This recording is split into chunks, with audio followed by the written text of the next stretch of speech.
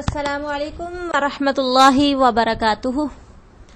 آج ہم انشاءاللہ اسلامی قانون وراثت کا سبق نمبر 2 پڑھیں گے۔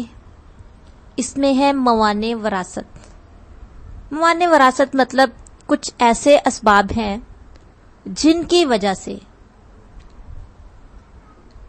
وراثت وارث کو نہیں ملے گی۔ پہلا سبب غلام ہونا۔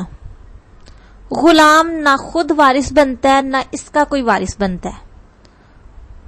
اس سے مراد وہ غلام ہے جو دوران جنگ غیر مسلم گرفتار ہونے والے لوگ ہوتے ہیں، یا پہلے دور میں یہ ہوتا تھا کہ منڈیاں لگتی تھیں جس میں باقاعدہ غلام لونڈیاں بیچے جاتے تھے، تو اس سے مراد وہ غلام ہے۔ موجودہ دور میں جیسے ملازم یا خادم وغیرہ رکھے ہوتے ہیں لوگوں نے، یہ اس میں نہیں آئیں گے۔ غلام ہونا، غلام نہ خود وارث بنتا ہے نہ اس کا کوئی وارث بنتا ہے، کیونکہ اس کی تمام کمائی مالک کی ملکیت ہوتی ہے۔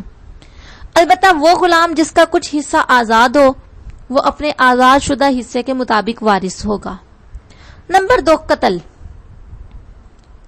ایک بندے نے اپنے کسی ایسے رشتہ دار کو قتل کر دیا جس کا یہ وارث بن رہا تھا، تو وہ وراثت سے محروم ہو جائے گا۔ قتل، جس قتل کی وجہ سے قصاص یا دیت لازم آئے، اس قتل کی بنا پر قاتل وراثت سے محروم ہو جاتا ہے، جیسا کہ رسول اللہ صلی اللہ علیہ وسلم نے فرمایا، لا یرث القاتل شیئا، قاتل کسی چیز کا وارث نہیں بن سکتا۔ اختلاف دین، مسلمان غیر مسلم کا اور غیر مسلم مسلمان کا وارث نہیں بن سکتا۔ رسول اللہ صلی اللہ علیہ وسلم کا فرمان ہے، لا یرث المسلم الکافر ولا الکافر المسلم، مسلمان کافر کا اور کافر مسلمان کا وارث نہیں ہو سکتا۔ اس کے بعد ولد زنا۔ ولد زنا مطلب زنا کے نتیجے میں پیدا ہونے والا بچہ اپنے زانی باپ کا اور باپ اپنے بچے کا وارث نہیں ہوگا، البتہ وہ اپنی ماں کا اور اس کی ماں اس کی وارث ہوگی، جیسا کہ رسول اللہ صلی اللہ علیہ وسلم کا فرمان ہے، الولد للفراش وللآہر الحجر، اولاد صاحب بستر کی ہے اور زانی کے لیے پتھر ہے۔ اور یہی حکم ولد لیان کا ہے۔ ولد لیان کا مطلب یہ ہے کہ خاوند اپنی بیوی پر زنا کا الزام لگائے اور بیوی اس کا انکار کرے تو دونوں عدالت میں حاضر ہو کر ایک دوسرے پر لعان کریں اور عدالت ان کے درمیان ہمیشہ کے لیے جدائی ڈال دے۔ خاوند کہتا ہے، یہ جو بچہ اس نے جنم دیا یہ میرا نہیں ہے، یہ کسی اور کا ہے۔ خاوند نے اپنی بیوی پر زنا کی تہمت لگائی، تو اس تہمت کے بعد جو بچہ پیدا ہوگا وہ اس آدمی کا وارث نہیں ہوگا، وہ آدمی اس بچے کا وارث نہیں ہوگا۔ ہاں، البتہ وہ بچہ اپنی ماں کا اور ماں اپنے بچے کی وارث ہوگی۔ لکھتے ہیں کہ ولد زنا، ایسا بچہ جو زنا کے نتیجے میں پیدا ہونے والا ہو، یہ اپنے باپ کا اور باپ اپنے بچے کا وارث نہیں ہوگا۔ اسی طرح یہی حکم ولد لیان کا ہے۔ ایک آدمی نے رسول اللہ صلی اللہ علیہ وسلم کے دور میں اپنی بیوی سے لیان کیا اور بچے کا انکار کر دیا۔ انشاءاللہ لیان کے متعلق ہم تفصیلاً سورہ نور میں پڑھیں گے، ابھی میں نے فی الحال آپ کو تھوڑا مختصر سا بتا دیا ہے۔ ایک آدمی نے آپ صلی اللہ علیہ وسلم کے دور میں اپنی بیوی سے لیان کیا اور بچے کا انکار کر دیا۔ نبی صلی اللہ علیہ وسلم نے خاوند بیوی کے درمیان جدائی ڈال دی اور بچہ عورت کی طرف ملا دیا۔ پھر یہ اصول جاری ہو گیا کہ انہو یرثھا وترث منہ ما فرض اللہ لہا، یعنی وہ بچہ اپنی ماں کا اور ماں اپنے بچے کی وارث ہوگی جو اللہ تعالیٰ نے اس کا حصہ مقرر کیا ہے۔ یہ حدیث صحیح مسلم میں موجود ہے۔ اس کے بعد دیکھیں ترکہ کے متعلق امور، وراثت کے متعلق امور۔ سوال ہے میت کی وراثت ورثاء میں کب تقسیم ہوگی؟ یعنی جب مرنے والا مر گیا تو کیا اس کے مرتے ہی وراثت کو تقسیم کر دیا جائے گا، یا کچھ مراحل ہیں جن سے گزرتے ہوئے اور جن سے گزرنے کے بعد وراثت تقسیم ہوگی؟ یہ وہ پوچھ رہے ہیں۔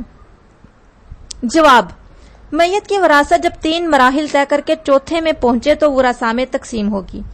یعنی ترکہ کے ساتھ 4 حقوق تعلق رکھتے ہیں، 3 مراحل طے کرے گی۔ سب سے پہلے اس کے کفن و دفن کا انتظام کیا جائے گا. اگر میت کے کفن و دفن کا انتظام کرنے والا کوئی نہیں ہے تو میت کے ترکہ میں سے ہی مناسب انداز میں کفن و دفن کا انتظام کیا جائے گا. اور دوسری بات یہ ہے ادائیگی قرض، یعنی مرنے والے کے ذمے جتنا قرض تھا سب سے پہلے اس کی وراثت میں سے وہ قرضہ دیا جائے گا. ٹھیک ہے، اگرچہ قرضے کی ادائیگی میں اس کا سارا مال، اس کی ساری وراثت ہی کیوں نہ چلی جائے، قرضہ ضرور دیا جائے گا، کیونکہ اللہ کے نبی صلی اللہ علیہ وسلم کا فرمان ہے نفس المؤمن معلقۃ بدینہ حتی یقضی عنہ. مومن کی جان اس کے قرضے سے لٹکی رہتی ہے جب تک ادا نہ کیا جائے. اس کے بعد تیسرا مرحلہ ہے میت کی جائز وصیت کو پورا کیا جائے. جائز وصیت سے کیا مراد ہے؟ ایسی وصیت جس میں 3 شرطیں ہوں. نمبر 1، ادائیگی قرض کے بعد تہائی حصہ یا اس سے کم کی وصیت ہو، یعنی میت نے جتنا مال چھوڑا ہے نا اس میں سے تیسرے حصے کی وصیت ہو یا اس سے بھی کم کی وصیت ہو. جیسا کہ حضرت سعد رضی اللہ تعالیٰ عنہ نے سوال کیا افا اتصدق بالثلثین، اللہ کے نبی صلی اللہ علیہ وسلم میں 2/3 مال صدقہ کر دوں؟ آپ نے فرمایا نہیں. اس نے کہا فبالشطری، نصف کر دوں؟ آپ نے فرمایا نہیں. اس نے کہا فالثلث، تہائی حصہ کر دو؟ آپ صلی اللہ علیہ وسلم نے فرمایا الثلث والثلث کثیر، ہاں تہائی کر دو لیکن یہ بھی بہت زیادہ ہے.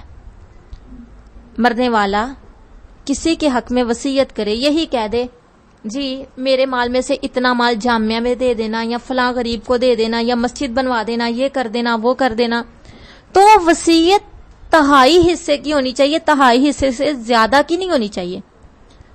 اس نے جتنا چھوڑا ہے اس کے 3 حصے کیے جائیں تو 1 حصہ جو ہے وہ وصیت میں صرف کیا جائے، باقی جو حصے بچے وہ پھر رب تعالیٰ نے جو حصے مقرر کیے ہیں ان کے مطابق ورثاء میں تقسیم کیے جائیں گے. ٹھیک ہے.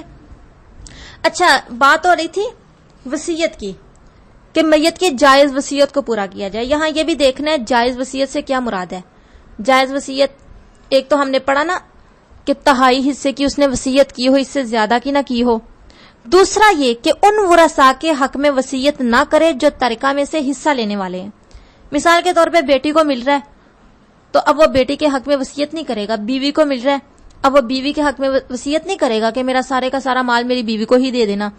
ایسی وصیت نہ کی ہو اس نے. اگر ایسی وصیت اس نے کی بھی ہو تو اسے پورا نہیں کیا جائے گا.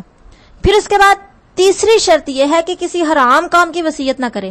یہ نہ کہے کہ میرے پاس سینما بنا دینا، یہ کر دینا وہ کر دینا، یعنی حرام کاموں میں وہ پیسے نہ لگائے، حرام کاموں میں وہ اس کی وراثت تقسیم نہ ہو. اگر اس کی وصیت میں یہ 3 چیزیں ہوں کہ تہائی کی وصیت ہو یا اس سے کم کی ہو اور